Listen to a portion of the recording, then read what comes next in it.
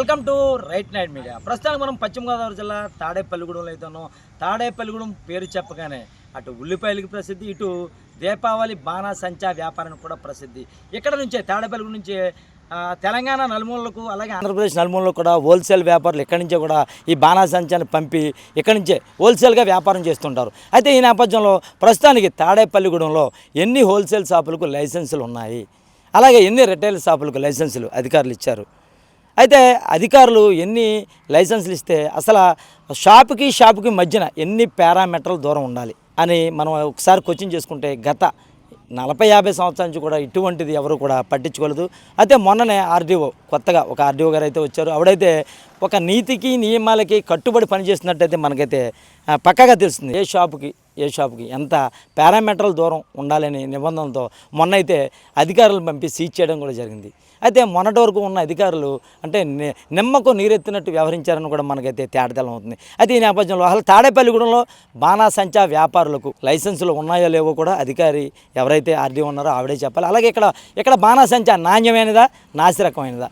నాణ్యమైనది అయితే నిరుడు జరిగిన విజయవాడ అగ్ని ప్రమాదంలో, అదే బాణాసంచా అగ్ని ప్రమాదంలో తాడేపల్లిగూడెం నుంచి పంపిన సరుకు వల్లే అగ్ని ప్రమాదం సంభవించిందని కూడా ఇక్కడైతే కేసులు రాయడం జరిగింది. అలాగే ఒక అతన్ని అరెస్ట్ చేసి అలాగే జైలు కూడా పంపడం జరిగింది. ఈ నేపథ్యంలో మొన్న శివరాత్రి వేడుకల్లో ఇక్కడ నుంచే వీరంపాలెం శివరాత్రి వేడుకల్లో ఇక్కడ నుంచి వెళ్ళిన బాణాసంచా పేలి ఒకరు మృతి చెందినట్టు కూడా మనకు తెలిసింది. అయితే ఇక్కడ బాణాసంచా నాసిరకమా, నాణ్యమైనదా? అధికారులు అయితే తేల్చి చెప్పాలి. అలాగే ప్రజలు కూడా ఇక్కడ ఉన్న బాణాసంచా నాసిరకం, నాణ్యమైన రకం మీరే చెప్పాలి. అలాగే ఇక్కడ ఉన్న కమర్షియల్ ట్యాక్స్ అధికారులు ఏం చేస్తున్నారు? అసలు ఇక్కడ లైసెన్సులే లేకపోతే కోట్లాది రూపాయల విలువైన బాణాసంచా లోన ఎందుకు మూలుగుతుంది? వాటిని ఎందుకు సీజ్ చేయట్లేదు? సీజ్ చేసే అధికారులు ఎందుకు వాటిని వేలంపాట నిర్వహించి ప్రభుత్వానికి ఆదాయం వచ్చేలా ఎందుకు చేయట్లేదు?